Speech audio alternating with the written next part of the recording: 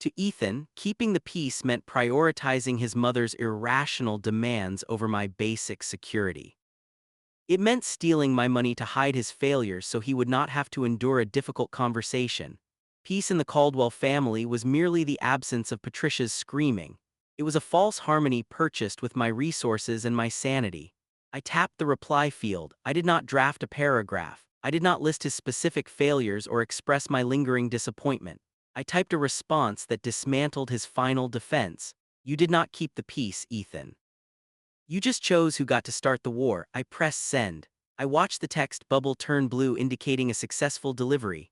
Then I tapped the information icon next to his contact profile. I scrolled down to the bottom of the menu. I selected the option to block the caller. A confirmation prompt appeared on the screen, warning me that I would no longer receive messages or calls from this number. I confirmed the action. Ethan Caldwell vanished from my digital network. I performed the same sequence for Patricia and then for Jard. I severed the remaining lines of communication. The war was concluded. Time is the most efficient filter for clarity. When you remove toxic variables from your daily operations, the resulting quiet feels strange at first. You keep expecting an emergency that never arrives. Eventually, the quiet becomes your baseline. 6 months passed. The freezing Wisconsin winter gave way to a bright, crisp May afternoon. The snow melted, the lake thawed. And the city of Milwaukee stepped out from under the gray canopy of the cold season. I sat at a row iron table on a sunlit patio in the 3rd Ward. The restaurant overlooked the river, situated just 3 blocks away from the industrial brewery where my own wedding had taken place. The air smelled of fresh rain and roasted coffee. I wore a light trench coat, my laptop resting closed on the chair beside me. I had recently accepted a promotion to Regional Director of Logistics. The crisis management skills I demonstrated during November had caught the attention of the executive board. A shadow fell across the table. I looked up. Simone stood there smiling. She looked distinctly lighter. She wore a tailored beige blazer and large sunglasses, her posture radiating an effortless, unburdened confidence. Her divorce from Jard was in the final stages of mediation. She had used the viral exposure of the Caldwell family as a precise, unarguable wedge to extract herself from their orbit. She retained her equity, her career, and her peace of mind. She took the seat across from me and signaled the waiter. We ordered 2 glasses of a dry, chilled white wine. We did not spend our afternoon dissecting the Caldwells. We did not recount Patricia's social exile or Ethan's struggles to secure employment at a lower-tier accounting firm. Their current status was irrelevant to our daily operations. They were obsolete data points in a closed file. The waiter delivered our drinks. Condensation beaded on the outside of the crystal glasses, catching the afternoon sunlight. Simone raised her glass toward the center of the table.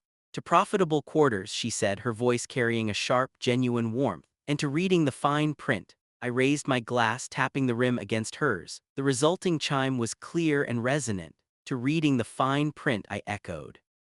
I took a sip of the wine and looked out over the river. A commercial cargo barge moved slowly through the water, navigating the current with steady mechanical purpose. I thought about the padlock securing the iron gates in Waco. I thought about the bitter wind, the voided contract, and the sudden terrifying realization that the life I had planned was a trap. Society conditions women to view a canceled wedding as a tragedy. We are taught to mourn the lost dress, the wasted deposit, and the empty aisle. But survival requires a different perspective. When you encounter a blocked route, you do not sit in the cold and wait for someone to open the gate. You reroute the shipment. You secure a new facility. Sometimes the most valuable thing a toxic family can do is lock you out. It forces you to realize that you always possess the materials, the capital, and the strength to build your own door. Welcome to Cherry Vengeance. We invite you to watch our second video showcasing our newest original story. Follow along as we tell captivating tales from a spirit daughter filled with wisdom, emotion, and unexpected twists. Relax and experience a revenge story told calmly, powerfully, and with an unforgettable impact. My mother projected her voice across the silent auction tables like she was giving a keynote address on parenting. "We had to cut Laura off," she said, her tone dripping with that polished, practiced sorrow you only find in wealthy Utah suburbs. It was the only way she would learn financial independence. The clinking of champagne glasses around us paused. 3 women draped in silk and quiet judgment turned to look at me. Have you ever had a toxic family member use a public audience to try and shrink you down to size? Tell me your age and how you handled it in the comments below. Welcome to Cherry Vengeance, where we turn the tables and let the truth speak for itself. My father, Gerald, stood right beside my mother, adjusting his tailored suit jacket. He offered the group a solemn nod. It was tough love, he added.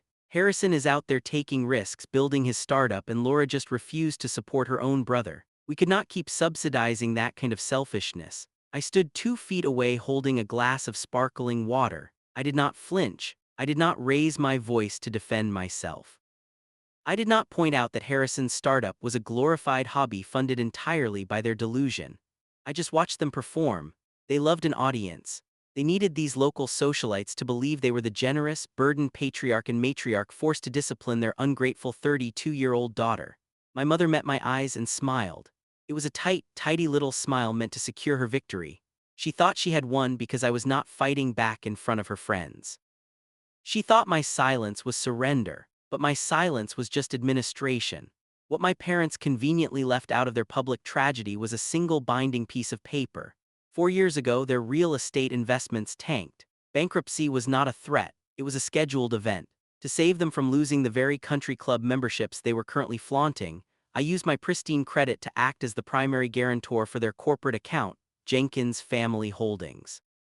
They had not cut me off. They had not taught me a lesson in financial independence. They had been living on my credit line for 48 months.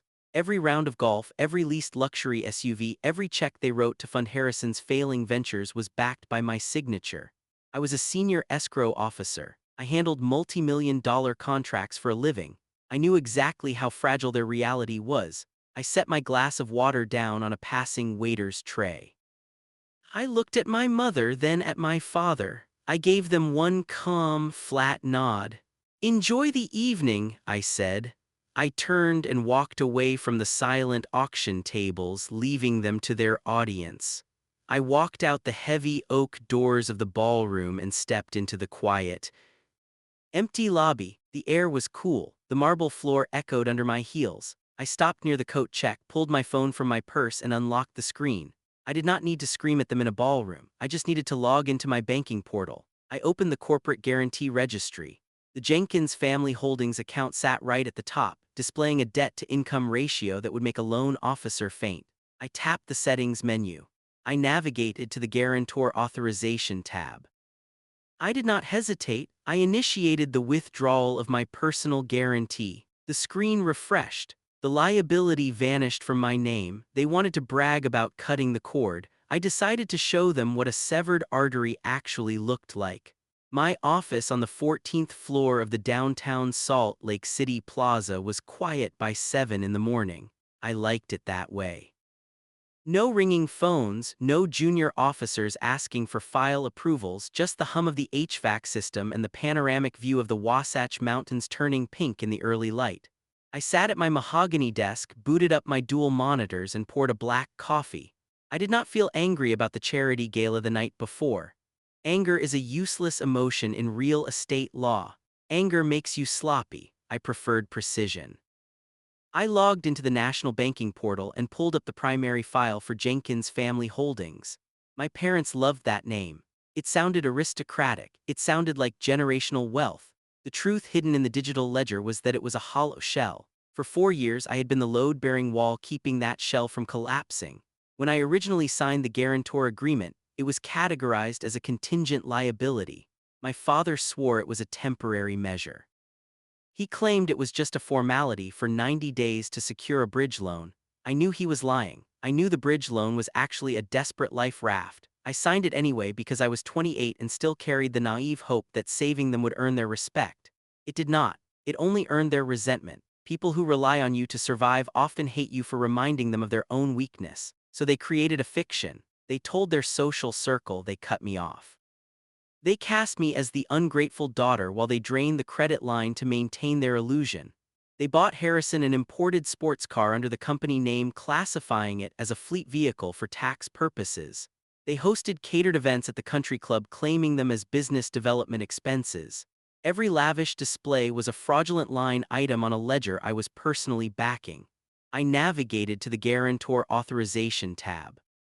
The screen displayed my name, my social security number, and my pristine credit score anchored to their mounting liabilities. They thought they cut me off. They truly believed their own narrative because my father had spent his entire life rewriting reality to suit his ego. When my brother Harrison graduated with a degree he barely earned, my parents bought him a luxury condo to stimulate his creative process. When I passed my licensing exams and secured a junior escrow position, they told me I was settling for administrative work.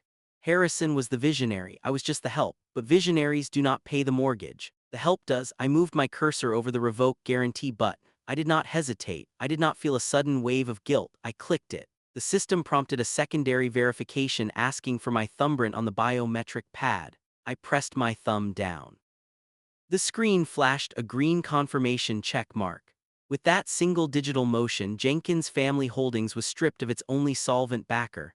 The corporate credit line collapsed. The debt was called in. The artery was officially severed. I spent the next 3 hours reviewing title commitments and clearing earnest money deposits.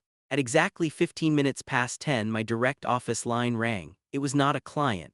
The caller ID displayed Kenneth Croft. Kenneth was my parents' certified public accountant. He was a nervous man who always sounded like he was running late for a train. I picked up the receiver on the second ring. "Good morning, Kenneth," I said, keeping my voice level. "Laura," he said, his breath catching, "I am so sorry to bother you at work, but we have a critical system error with the holding account. I need you to authorize a manual override with the bank right now." I kept my eyes on my monitor. "What kind of error, Kenneth?" "A hard bounce," he replied.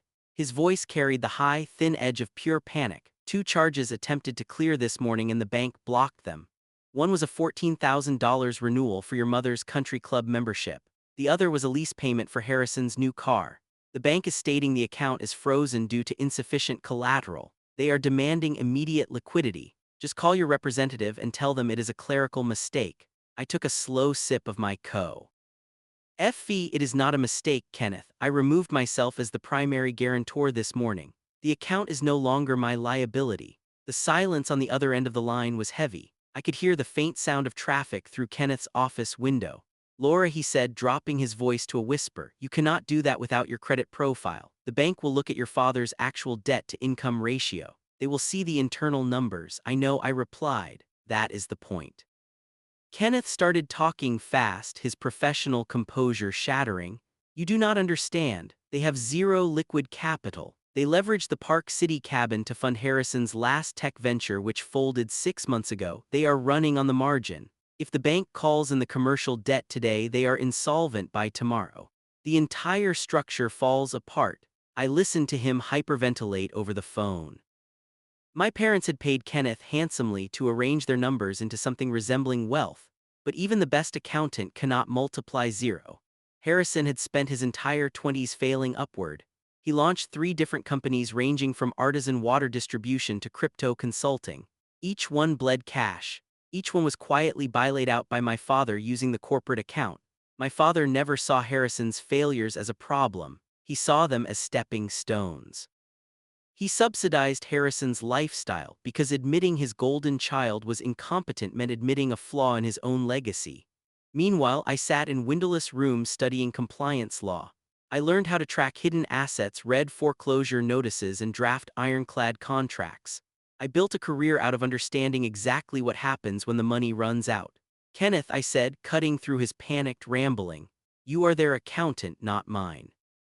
You have a fiduciary duty to inform your clients that their credit line is dead. I suggest you call my father and tell him the truth." "He will fire me," Kenneth said weakly. "Then you will be spared the fallout," I replied. "Laura," Kenneth pleaded, "if this debt is called in, the bank will freeze the operating accounts. Payroll will bounce. You have to put your name back on the file just until the end of the quarter." "I do not have to do anything." I said the agreement allowed for a unilateral withdrawal of guarantee at any time. I filed the notice of termination electronically. "The bank processed it. It is done. But your family," he started. "My family," I interrupted quietly, "made a public declaration last night that I am no longer part of their financial ecosystem. I am simply respecting their wishes. I am practicing the financial independence they demanded." "Good luck, Kenneth." I placed the receiver down. I did not smile. I simply adjusted my keyboard and opened the next client file. The trap was set and I did not have to do anything but watch them walk into it. The morning passed. I approved 3 commercial closings and wired funds to a local title registry. I knew the exact timeline of how the news would travel. Kenneth would call my father. My father would yell at Kenneth. Then my father would check the online portal, see the blocked funds, and realize Kenneth was telling the truth. The panic would set in. But my father would not call me. His pride would never allow him to beg over the phone. He would send his proxy. He would send the one person who still believed he possessed unquestioned authority. At exactly 1:00 in the afternoon, the heavy glass doors of my firm swung open. I heard the sharp, rapid footsteps on the marble floor of the lobby before I saw him.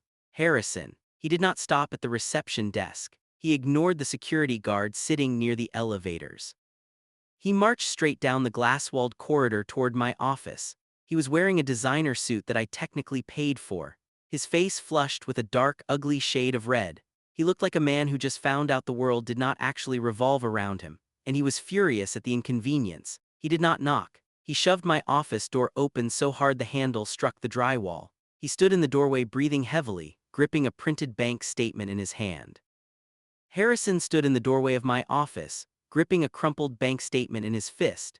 His designer suit looked rumpled and his breathing was uneven. He had walked straight past the receptionist and marched down the glass-walled corridor, trailing an aura of frantic entitlement. Behind him stepped Naomi. She wore a sharp charcoal trench coat over a tailored sheath dress.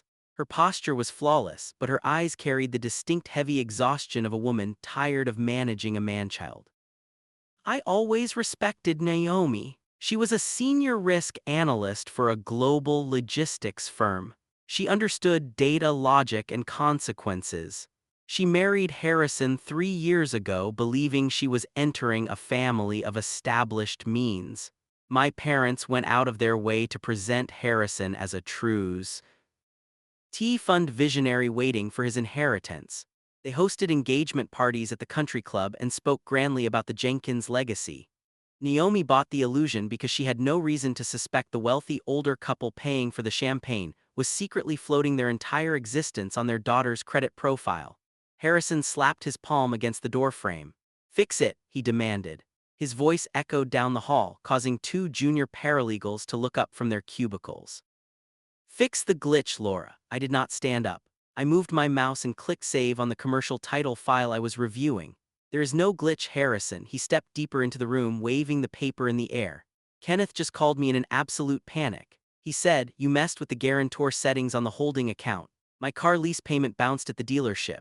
Do you know how humiliating it is to have a floor manager tell you your card is declined in front of the showroom? Put the authorization back online right now. You are going to ruin Dad's quarterly tax strategy with this stunt." Naomi stepped up beside him. Her gaze swept over my calm demeanor and the tidy surface of my mahogany desk. "Harrison told me there was a clerical error with the family trust," she said, her tone measured but tight. "He said you accidentally froze the operating capital." I shifted my attention entirely to my sister-in-law. "Harrison is lying to you, Naomi. There is no family trust. There is only a corporate shell account, and for the last 48 months I was the sole guarantor keeping it afloat. This morning I removed my name. The well is dry." Harrison stepped forward, his face flushing a deeper shade of crimson. "Shut up," he hissed. "You do not know what you are talking about. You are just a paper pusher. You do not understand high-level leverage." I turned back to my monitor. I did not engage with his volume.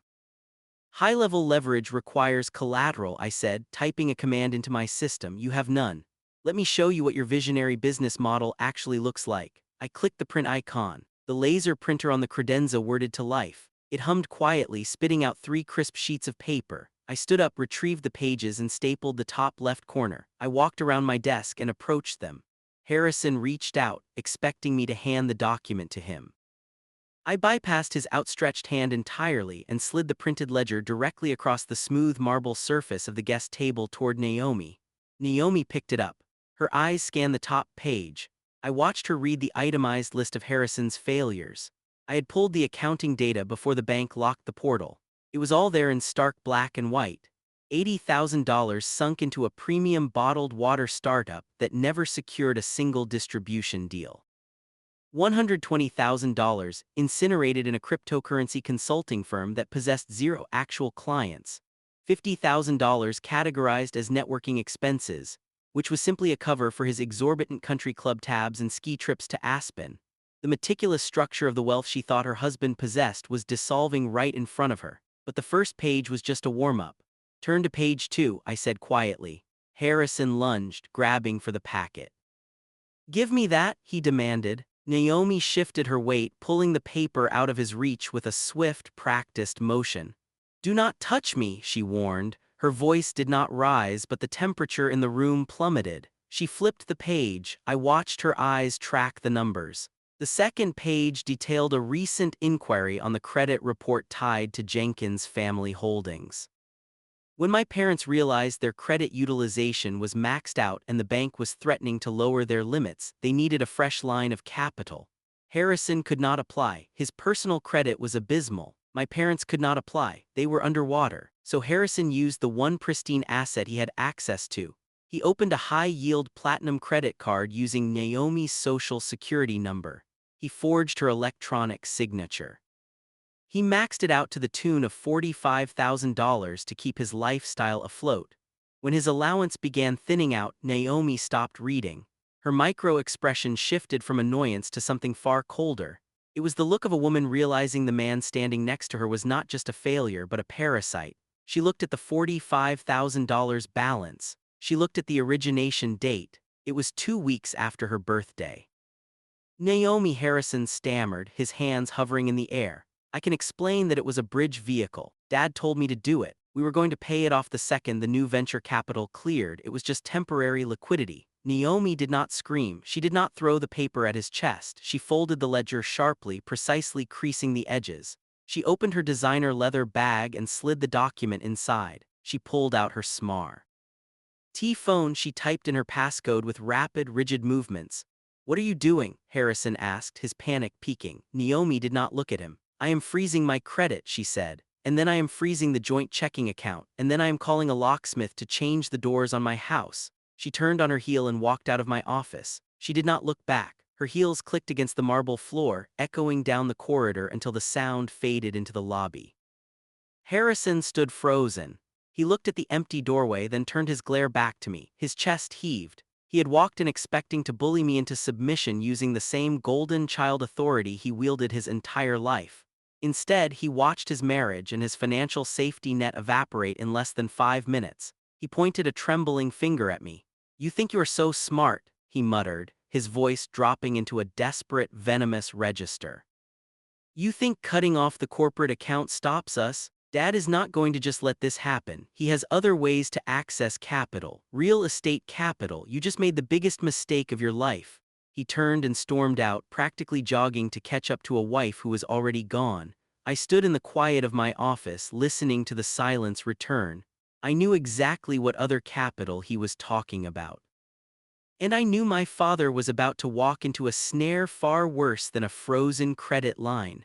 2 days passed since Harrison stormed out of my lobby. The fallout was quiet but palpable. Naomi had filed the preliminary paperwork for financial separation, and my parents were drowning in the sudden reality of their insolvency. I did not gloat. I simply returned to my routine. It was a Thursday morning, and I was sitting in the main conference room of my firm reviewing a commercial zoning dispute with our legal team. My smartphone rested face down on the polished oak table. At exactly 9:40, the screen illuminated. A silent notification pulsed. I flipped the device over and saw a red flag icon sitting on my home screen. It was an automated ping from the Utah County Records portal. Long before my family decided to make me their financial scapegoat, I had instituted a policy of hypervigilance. I registered every real estate asset tied to my social security number with the county clerk tracking system. Whenever a document was filed, queried, or altered, an alert was sent directly to my secure inbox. I tapped the notification. The drop-down menu revealed a pending secondary mortgage application. The target property was an A-frame cabin located in Park City. My pulse did not elevate. I did not gasp. I reached for my ceramic mug and took a slow, measured sip of dark roast coffee. I read the details of the filing while my managing partner continued discussing easement rights. The Park City cabin was a relic from my parents' era of perceived prosperity. They purchased it a decade ago, treating it as a status symbol rather than a legitimate real estate investment. They hosted winter retreats and boasted about their mountain getaway to their country club friends, but they ignored the property taxes. 5 years ago, the county issued a final notice of foreclosure. They were weeks away from losing the asset to a public auction. I stepped in to mitigate the damage. I paid the exorbitant tax lien using my own savings. In exchange, I required my father to sign a quick claim deed, transferring the property entirely into my name. I filed the paperwork, secured the title, and paid the annual upkeep ever since. My parents, however, possessed a remarkable talent for selective amnesia. They continued calling it the family cabin. They genuinely believed my ownership was just a technical formality designed to shield their wealth from creditors. They forgot that a recorded deed is not a suggestion.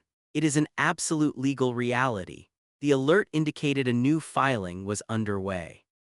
Someone was attempting to extract $200,000 in equity from the property. I looked at the lender information. It was not a traditional banking institution. It was a rapid bridge loan syndicate. These were hard money lenders who operated entirely online. They targeted desperate borrowers, charging predatory interest rates in exchange for fast liquidity. They rarely conducted deep due diligence unless a specific discrepancy triggered their internal algorithms. My father was clearly out of options. The corporate account was dead. Harrison was cut off. The country club dues were bouncing. Gerald needed cash immediately to maintain the facade. He found a predatory lender, uploaded the cabin specifications, and submitted a digital application. The portal showed an electronic signature attached to the primary borrower line, my signature. He had forged my authorization using a digital tracing tool, assuming the online syndicate would release the funds before anyone noticed. He thought the internet provided a cloak of invisibility. I set my mug down on the conference table. The average person would have called their father screaming. They would have threatened police action and initiated a loud emotional confrontation. I knew better. Emotion is a liability in a contract dispute. I waited for the staff meeting to conclude, gathered my files, and walked back to my private office. I closed the door and sat at my computer. I bypassed my father entirely. I navigated to the hard money lender website and located their corporate directory. I found the direct line for their underwriting department. Before making the call, I drafted a concise email. I attached a high-resolution scan of my stat-issued identification, my notary commission certificate, and the recorded deed proving I was the sole legal owner of the Park City property. I included a formal declaration stating I had not authorized any encumbrances on the asset. I pressed send. Next, I dialed the underwriting phone number. A man answered, identifying himself as a senior risk manager. I introduced myself using my full professional title. I am a senior escrow officer with a downtown Salt Lake City firm, I said, my voice flat and steady. You are currently processing a bridge loan for $200,000 against a property in Park City. The applicant used a forged electronic signature. I am the true owner of record, and I am flagging this application for identity theft and wire fraud. The underwriter went silent. Hard money lenders operate in gray areas, but they despise federal crimes. Wire fraud crosses state lines and invites federal audits. The man cleared his throat, his tone shifting from bored to highly alarmed. Ma'am, we will cancel the disbursement immediately and refer this file to our internal fraud unit. Wait, I said, do not decline it outright. If you reject the file, he will simply try another lender and the cycle will repeat. Put the application into a specific holding status. Flag it as pending physical verification. Send an automated notice to the applicant stating the digital signature is insufficient for this funding tier. Tell him the underwriting department requires a wet signature notarized in person to release the capital. The risk manager paused, absorbing the strategy. He recognized the administrative elegance of the trap. He agreed to the terms and updated the portal in real time. I ended the call and leaned back in my leather chair. I had given my father just enough rope to weave his own snare. He would log into his applicant dashboard hoping to see a scheduled wire transfer. Instead, he would see a bureaucratic hurdle. He would read the notice and realize his digital forgery had failed. He needed a real signature. He needed my signature. He was far too proud to admit his crime. He would never confess to wire fraud over a phone call. He would try to manipulate the situation instead. He would try to corner me, disguise the fraudulent document as a routine family favor, and pressure me into signing it retroactively. He would think he could outsmart an escrow officer with a cheap printed contract and a smile. Less than an hour later, my desk phone lit up. The caller ID displayed my mother's cell phone number. Patricia never called me during business hours unless she was laying the groundwork for an ambush. I let it ring 3 times before picking up the receiver, ready for the next phase of their collapse. I picked up the receiver on the third ring. My mother's voice drifted through the speaker, carrying a synthetic warmth that she reserved for charity galas and public apologies. She asked how my week was going, as if her husband had not just attempted to commit federal wire fraud using my identity. She suggested we sit down and talk through our recent misunderstandings. She proposed a reconciliation dinner at a premium downtown steakhouse known for its aged ribeye and discreet corner booths. I knew it was a trap. My parents never offered to pay for an expensive meal unless they needed something that cost significantly more than the check. I accepted the invitation because avoiding a trap is not nearly as effective as dismantling it from the inside. I arrived at the restaurant exactly at 8:00. The dining room was dimly lit, smelling of seared meat and expensive bourbon. A hostess guided me past the mahogany bar toward a secluded leather booth in the back. My parents were already seated. Gerald wore his country club blazer. Patricia wore her signature pearls, but they were not alone. Sitting across from them was a man in his late 50s. He looked entirely out of place amidst the crystal glassware and polished wood paneling. He wore a mustard yellow tie crafted from cheap polyester and a suit jacket that shone under the recessed lighting. His posture was rigid and nervous. My father stood up, displaying a forced, welcoming smile. "Laura," he said, gesturing to the stranger, "thank you for coming. We brought Mr. Vance along tonight. He is a family consultant. He helps mediate complex financi. Al transitions, and we thought having a neutral third party would keep things productive." I slid into the booth across from my mother. I looked at the man. Mr. Vance was not a family consultant. He was a mobile notary. My father spent his entire career surrounding himself with men exactly like Vance. Gerald never hired top-tier attorneys or certified public accountants when he wanted to execute a questionable deal. He sought out bottom feeders. He looked for desperate licensed professionals willing to bend statutory protocols for a quick cash fee. Vance possessed the exact demeanor of a man who routinely stamped documents without checking identification. A waiter approached the table. Patricia ordered a bottle of imported Cabernet. I requested a glass of sparkling water with a lime. Once the waiter retreated, my mother initiated the performance. She leaned forward, resting her manicured hands on the table. "We want to put this ugly business behind us, Laura," she said, her voice dropping into a register of practiced sorrow. "Harrison is struggling. Your father is under immense pressure. Families fight, but they should never break apart over administrative paperwork. We want to heal this divide. We just need you to stop being so difficult and help us fix a tiny oversight." I did not blink. I waited for the true agenda to surface. Gerald cleared his throat, taking over the negotiation. "The online lender flagged the bridge loan application for the Park City cabin," he said, stripping away the emotional pretense. "They require a wet signature to release the capital. It is just a formality to clear the underwriting queue. Mr. Vance is here to expedite the process so we can all enjoy our dinner and move forward." My father reached into his breast pocket and produced a trifolded sheet of paper. He handed it to his hired consultant. Vance took the document and smoothed it flat over the pristine white tablecloth. He retrieved a heavy brass notary stamp from his briefcase and placed it squarely next to the bread basket. He clicked a blue ink pen and laid it parallel to the signature line. I did not touch the paper. I leaned forward slightly, reading the text upside down.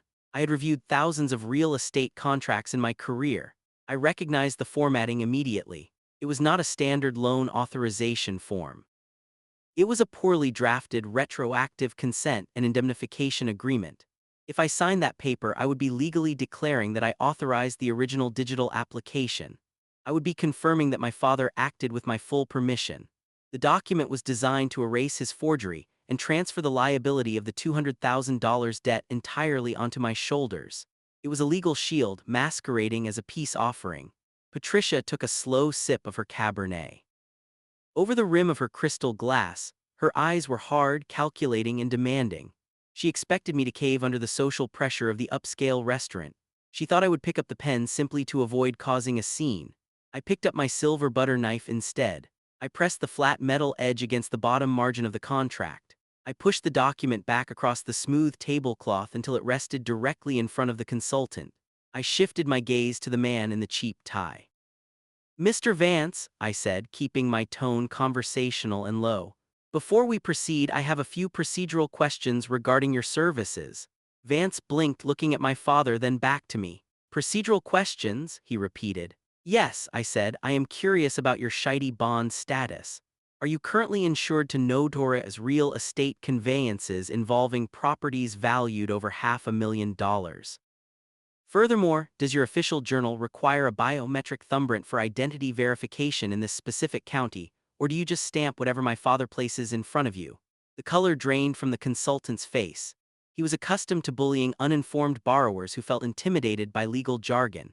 He was not prepared to be interrogated on state regulatory codes by a senior escrow officer. He shifted uncomfortably in the leather booth, adjusting his frayed collar. My father intervened, his forced smile cracking. "Stop playing games, Laura," he snapped. "Mr. Vance is a registered professional. Just sign the consent form so the bank can wire the funds tomorrow." I kept my eyes locked on the notary. A registered professional knows that a retroactive indemnity clause cannot cure a fraudulent origination, I said evenly. I wonder what the state commissioning board would think about a neutral consultant facilitating a coerced signature on a forged bridge loan. Mance tightened his grip on his brass stamp. His nervous energy morphed into defensive anger. He puffed out his chest, trying to salvage his authority in front of his paying client. "Listen," Lady Vance sneered, dropping the professional facade entirely. "I do not care about you. Our family drama. I was hired to witness a signature. The underwriting department is waiting for this exact file. If you refuse to sign right now, I will log this interaction in my official journal and report you to the lender as an uncooperative borrower. That flag will freeze your title indefinitely. Do not waste my time." He pushed the contract back toward my side of the table, pointing the tip of his blue pen at the dotted line. He thought the threat of an administrative freeze would scare me into compliance. He believed his cheap brass stamp gave him the power to dictate reality. I looked at the pen. I looked at his aggressive posture, then I reached into my purse. I did not raise my voice or react to the manufactured anger radiating from the man across the booth. Mr. Vance thought his cheap brass stamp granted him authority over my career. He misunderstood the fundamental nature of our respective professions. A mobile notary is merely a witness to a signature. A senior escrow officer is the architect of the transaction itself. I reached into my leather handbag and retrieved my smartphone. I bypassed my messaging applications and opened the Utah Department of Commerce portal. State regulatory registries are public records if you know the precise directory to search. I typed his full name into the commission verification search bar. The system populated his licensing data in less than 3 seconds. I did not need to squint to read the administrative flags attached to his profile. I turned the screen around and slid the phone across the pristine white tablecloth until it rested beside his pen. "You mentioned logging this interaction in your official journal," I said, keeping my tone conversational. "I encourage you to do so. However, you might want to review your current standing with the state board first. Your notary commission is actively under review for repeated failures to follow proper identification protocols. It appears the state is already questioning your professional integrity. And since you just traveled to a restaurant to execute a coerced signature for a fraudulent hard money loan, I suspect the board will view this evening as a terminal offense." Vance leaned forward. His eyes scanned the bright screen of my phone. The color drained from his face, leaving his skin a pale, sickly gray. He was accustomed to intimidating uninformed borrowers. He was not prepared to face someone who held the regulatory codes memorized. His bluster evaporated. He realized he was not acting as a neutral consultant. He was actively participating in a conspiracy to commit wire fraud. The liability shifted from my father directly onto his shoulders. I tapped my fingernail sharply against the glass screen. It produced a crisp metallic click. "I am hitting the button to report this encounter directly to the fraud division right now," I said softly. Vance did not attempt to argue. He did not look at my father for reassurance or ask for his agreed payment. Survival instinct overrode his greed. He snatched his brass stamp off the table and shoved it into his worn briefcase. He grabbed his pen and stood up so fast his knees hit the underside of the table, causing the water glasses to tremble. Without speaking a single word, he turned and speedwalked toward the restaurant exit. He nearly collided with a busboy carrying a tray of bread, but he did not slow down. He simply pushed through the heavy wooden doors and disappeared into the night. He left his fake indemnity contract sitting uselessly next to the salt shaker. The sudden departure left a vacuum at our table. I retrieved my phone and placed it back into my purse. I looked at my parents. Gerald sat frozen. His jaw hung slightly open in a display of pure, unvarnished shock. He had orchestrated this entire dinner believing his hired muscle would bully me into submission. Instead, he watched his shield run away in terror. Patricia sat perfectly still. She gripped the stem of her wine glass so tightly her knuckles turned white. Her sweet, manipulative smile was gone. In its place was the raw, desperate realization that they were out of legal maneuvers. The online bridge loan was dead. The corporate credit line remained severed. They were cornered by their own financial wreckage. The silence stretched for a long, uncomfortable minute. Then the waiter arrived holding a leather notepad. He looked at the empty seat where the notary had been sitting just moments prior. He cleared his throat, trying to navigate the thick tension lingering in the air. "Are we ready to order appetizers?" he asked, offering a polite customer service smile. "Or are we waiting for your fourth guest to return from the restroom?" My father swallowed hard. He could not find his voice. My mother stared at her plate, unable to maintain her socialite facade in front of the restaurant staff. I picked up my water glass and took a slow sip. "No," I replied evenly. "The fourth guest will not be returning." I stood from the booth and smoothed the wrinkles from my skirt. I looked down at the two people who spent my entire life treating me like a disposable asset. They wanted me to save them from a crisis they engineered. They wanted me to sacrifice my own security to fund a lifestyle built on vanity. I pulled a $50 bill from my wallet and placed it on the table to cover my sparkling water and the waiter's impending inconvenience. "I suggest you enjoy the meal," I said. "It might be the last prime rib you eat for a very long time." I turned and walked away, leaving them to face the reality of their empty checking accounts and the ruined contract sitting between them. I drove home knowing the war was far from over. My father was a desperate man, and desperation breeds pure recklessness. By the time I pulled into my driveway, Gerald was likely already calling Harrison. The administrative route had finally failed them. They realized paper trails were no longer viable weapons against me. They decided the only way to bypass my authority was to steal the physical cabin deed and destroy my computer hard drive. They were now preparing to play common thieves. I entered my quiet living room and powered on the security monitors. The glowing screens flickered to life, displaying multiple camera angles of the dark street outside. I pulled my phone from my purse and drafted a short text message to Naomi. The trap was set. I placed the glass device down on the table and waited for the breach to begin very soon. The administrative avenues were permanently sealed, and desperation always breeds sheer stupidity. My father and brother exhausted their legal fictions at the restaurant the previous night. Now they resorted to crude mechanics. I sat in my dark living room observing the monitors. The blue glow of the security screens reflected across the polished hardwood floor. My grandfather Owen taught me the value of preparation long before he passed away. He used to say, "Never trust a lock, trust a lens." Locks can be picked or broken, but cameras document the true intent of the trespasser perfectly every single solitary time. At 8:15, the motion sensor alert chimed softly. I looked at the main display. A white commercial van parked at the edge of my driveway. 3 men stepped out onto the concrete. I recognized Gerald and Harrison immediately. They dressed in dark, casual clothing, attempting to blend into the evening shadows. The third man wore a gray uniform shirt while holding a canvas tool bag. He looked young, perhaps early 20s. He was clearly an inexperienced locksmith, judging by his nervous, hesitant posture. My father pointed toward my front door, feeding the technician a fabricated narrative to gain entry. I turned up the exterior audio feed. The sensitive microphone caught the crisp night air and their approaching footsteps. "We suspect a severe water leak inside," Gerald said, projecting a false sense of authority. "She is out of town and we are immediate family. We need you to bypass the deadbolt before the plumbing ruins the foundation." The young technician nodded slowly, pulling a cordless drill from his heavy bag. He did not ask for identification or proof of residency. He just wanted to collect his emergency service fee and move on to his next scheduled late-night repair job. Harrison stood slightly behind the hired technician. He kept his right leg stiff. A heavy steel crowbar rested against his thigh, half hidden in the dim porch lighting. He brought a breaching tool just in case the professional approach failed. It was a pathetic display of brute physical force.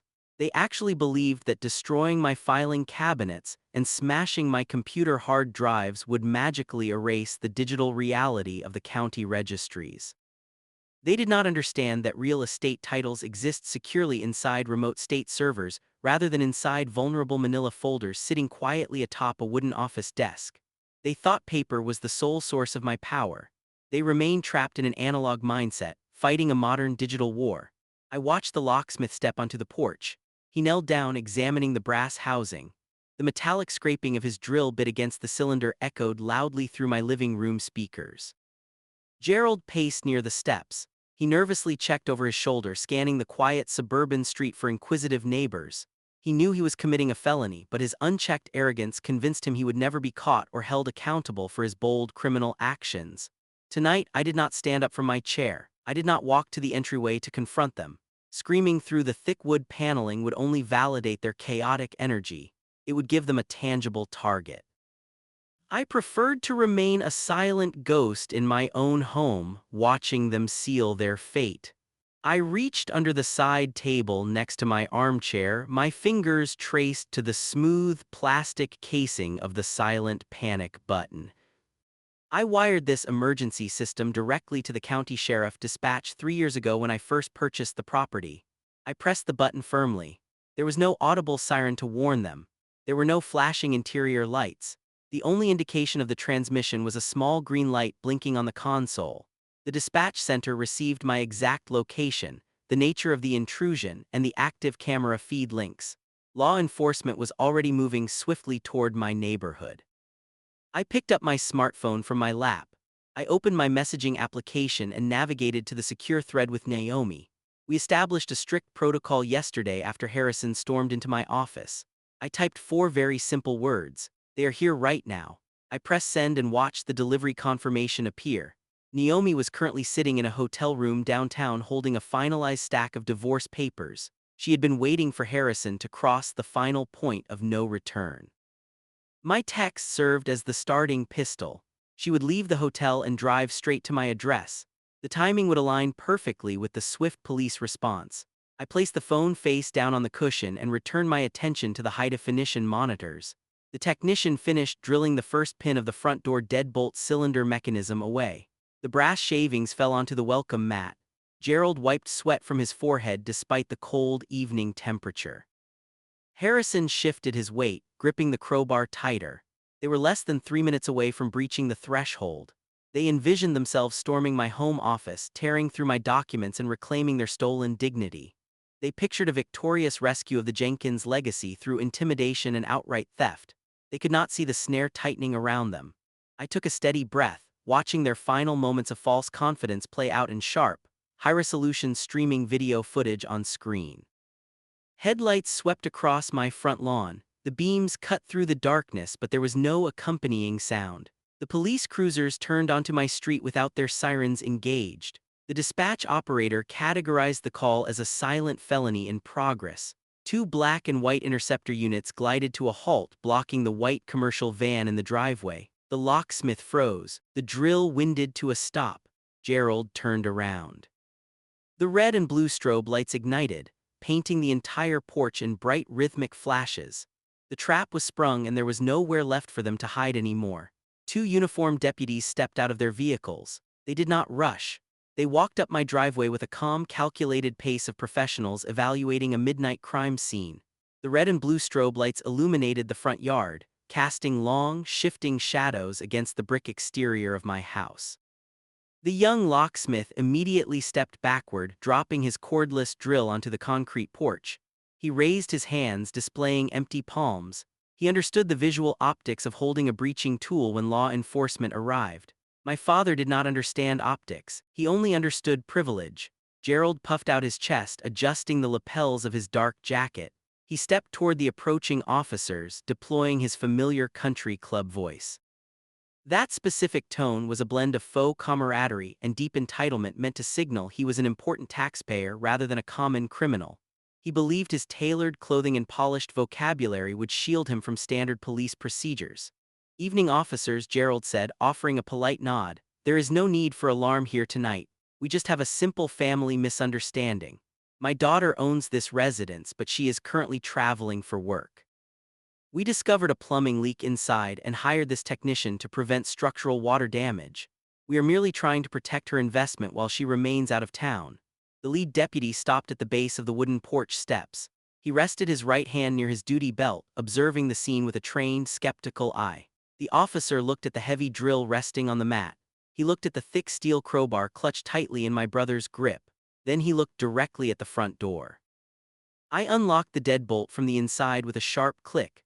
I turned the handle and pushed the heavy oak slab open. I stepped out onto the porch. The cool night air hit my face. I wore a tailored gray sweater and dark slacks, looking unlike a woman supposed to be catching a flight across the country. I held a single pristine manila folder in my left hand.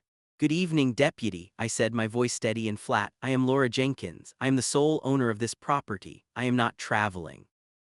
I do not have a plumbing leak. These men are attempting an unauthorized forced entry." Gerald froze, his confident posture dissolved instant.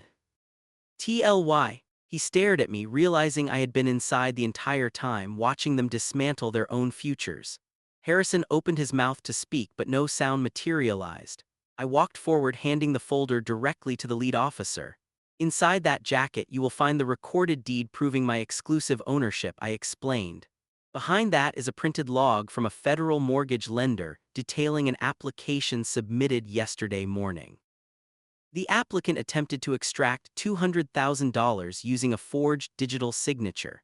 The Internet Protocol address attached to that fraudulent filing matches the primary router at my father's home. Finally, I have continuous high-definition security footage documenting their arrival tonight.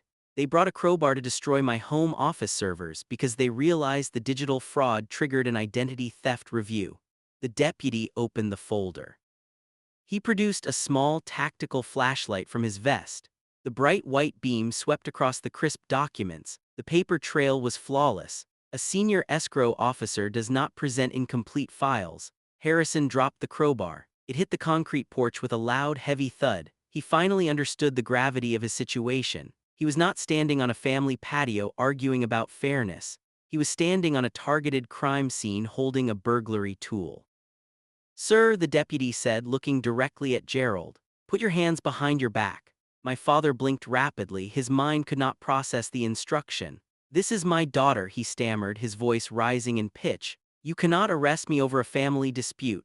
"It is not a dispute," the second officer replied, stepping onto the porch. "It is attempted burglary and suspected wire fraud. Both are felony offenses." The deputy reached for his restraints.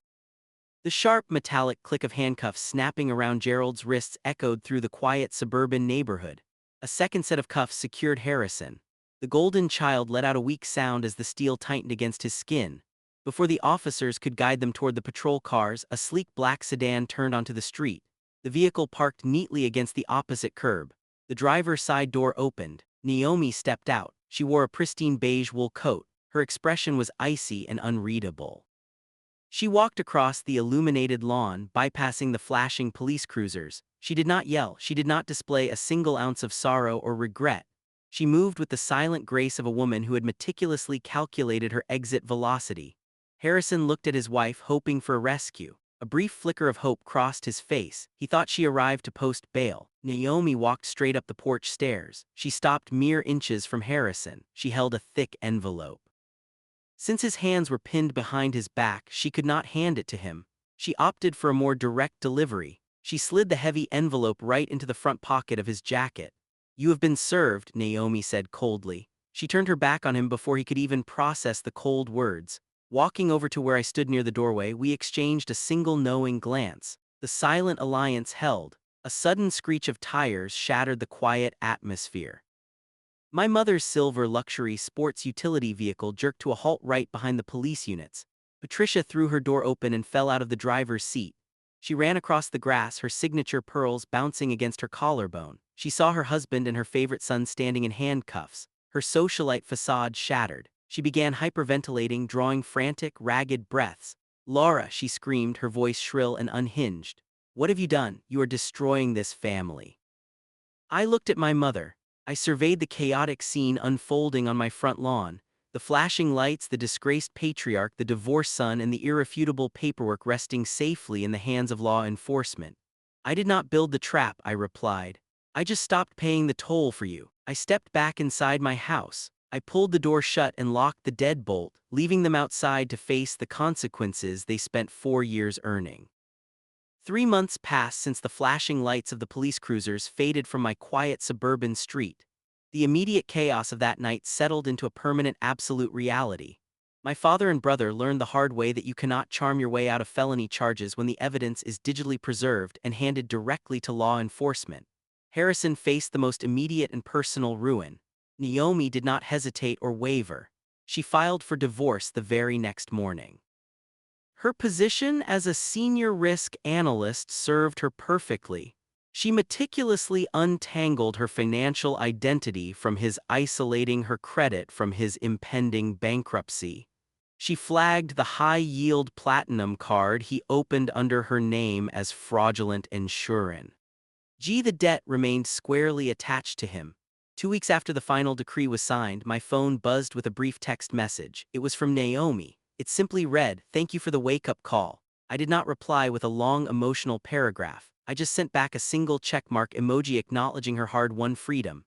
My parents, however, faced a much larger institutional reckoning. The hard money lender did not simply reject the forged bridge loan application. They submitted a formal suspicious activity report to federal regulators. That report triggered an automatic cascading effect. The Internal Revenue Service initiated a comprehensive audit of Jenkins' family holdings. They discovered the phantom fleet vehicles, the misclassified country club dues, and the massive debt ratio hidden behind my former guarantor status. The illusion shattered entirely. Gerald and Patricia were charged with bank fraud and tax evasion. The sheer volume of their liabilities forced an aggressive liquidation of their assets. The court seized the luxury cars. The bank foreclosed on their primary residence in the valley. They were stripped of the very wealth they spent their entire lives performing. They relocated to a tiny, unglamorous rental property on the far western outskirts of the city.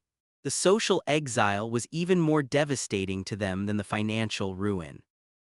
The wealthy women who listened to my mother brag at the charity gala suddenly developed collective amnesia. Their country club friends stopped returning their phone calls. The invitations to exclusive dinners and silent auctions ceased completely. My parents became ghosts in a society that only values people who can afford the entry fee. They tried to spin a new narrative claiming they were downsizing for a simpler life, but nobody believed them. The arrest records were public. The truth was written in black and white county ledgers for anyone to see. Meanwhile, my life expanded in the exact spaces they used to occupy. I did not suffer a single consequence from their collapse because I spent years building an ironclad firewall between my security and their vanity. My firm recognized my sharp handling of complex regulatory issues. I was promoted to lead escrow director, a position that came with an expanded team and a significant salary increase. I no longer spent my days managing the anxiety of their pending disasters. I spent my days building my own solid, undeniable future. It was a Saturday morning in late October. I drove up the canyon to my Park City cabin. The property was safe, untouched by their desperate attempts to leverage it. I walked out onto the back deck holding a ceramic mug of dark roast coffee. The crisp mountain air carried the sharp, clean scent of pine needles. The sky was a brilliant, unobstructed blue. I set my mug down on the wooden railing and pulled my phone from my pocket. I opened my banking portal. I did not see a corporate shell account drained by luxury leases and failed startups. I saw a clean, organized ledger. I saw healthy savings and a pristine credit score. The system chimed softly, signaling a scheduled transfer to my investment portfolio. I leaned against the railing and looked out over the quiet valley. I remembered the charity gala. I remembered my mother smiling, thinking her public performance could rewrite reality. She thought I was isolated because I stood alone. She did not understand that standing alone is exactly what makes you unshakable. I did not need their approval to survive. I only needed my own competence. The silence on the mountain was deep and settling. It was not the tense, fragile silence that used to hang over our family dinners, waiting for the next financial crisis to explode. It was a silence I earned. It was a peace built on boundaries, consequences, and irrefutable paperwork. If you made it this far, tell me in the comments, what would you do if your parents bragged about cutting you off while secretly living entirely on your credit? Would you have warned them before cutting the cord, or would you let the bank deliver the bad news like I did? Let me know below. And if this story resonated with you, drop a like and subscribe for more.